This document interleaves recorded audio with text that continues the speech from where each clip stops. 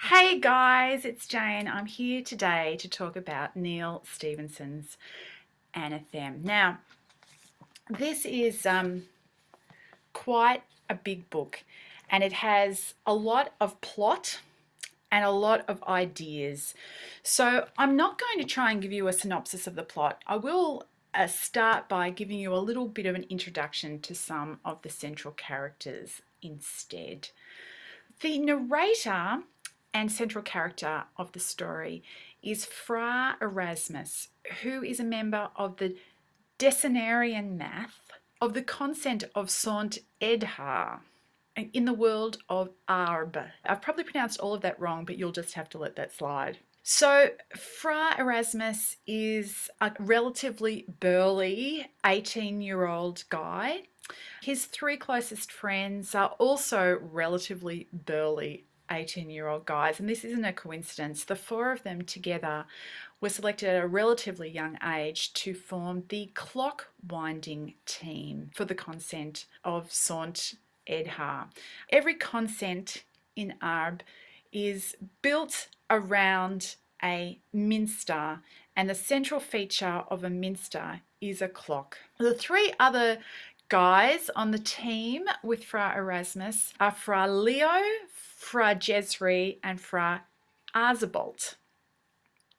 Leo is an adherent of Vlor, Vale law, and Vlor is Arb's version of martial arts, basically. Fra Jesri is the consent's blue-eyed boy. He came from money, and he is tall and good-looking, and also brilliant. So, he's the guy that we all, love to hate, but actually is kind of a good guy.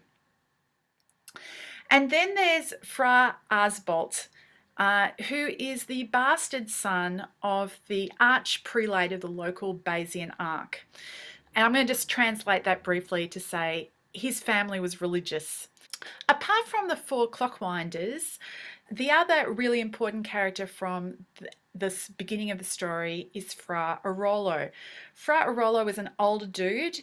He is also a member of the Decenarian math. He has acted as kind of a teacher and mentor to the four fids who make up the clockwinding team, and also to many other younger members of the math. All of these guys are actually just about to kind of graduate. Appert is on the horizon. I think it's about a week away when the story opens.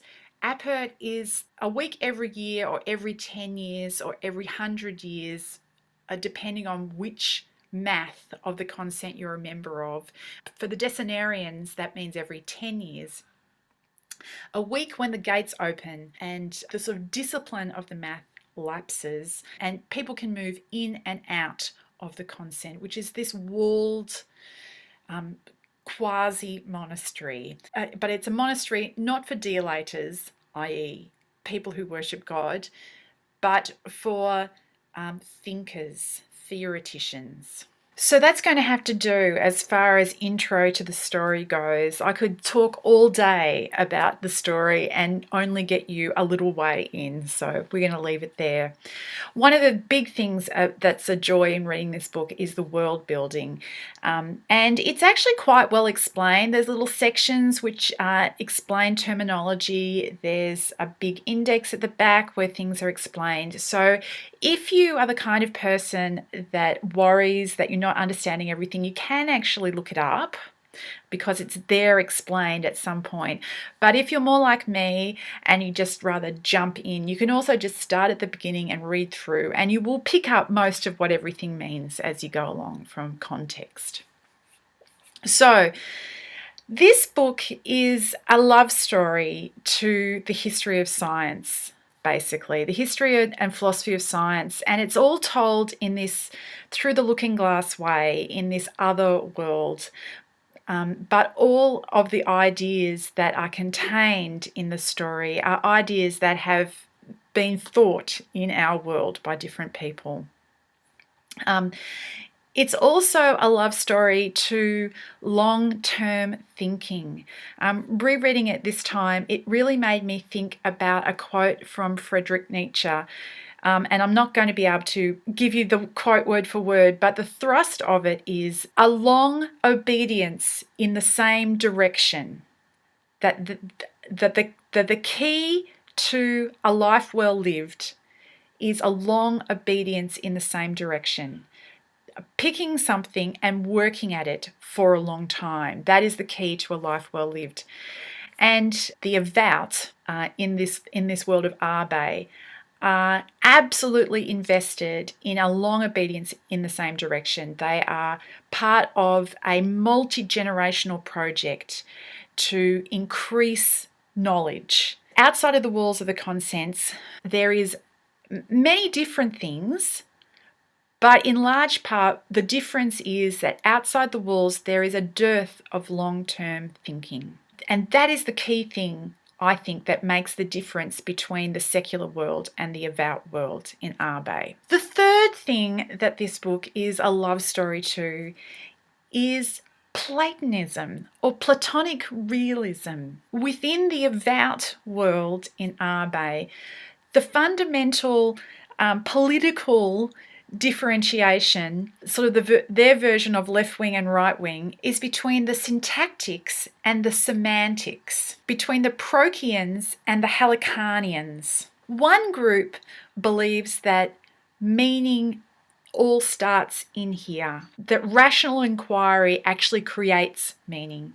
The Helicanians believe intellectual investigation is about discovery, not creation, that the world is real, that the ideas exist. These are Platonic realists in earth terms.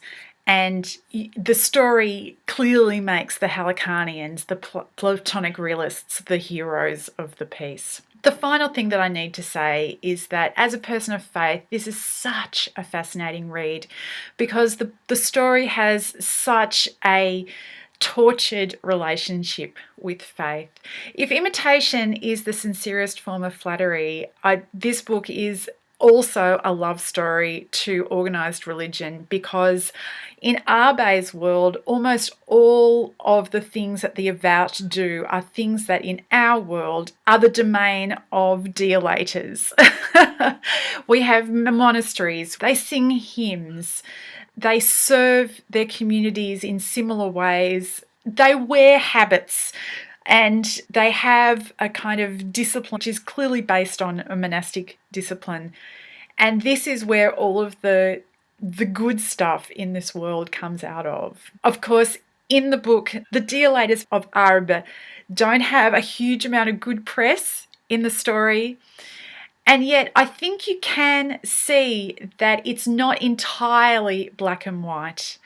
I actually saw a lecture that Neal Stephenson gave recently in which he says that a common way of thinking in our present age is that the world is divided into people like Richard Dawkins and people like Sarah Palin, by which he means atheistic scientists and believers who are scientifically illiterate.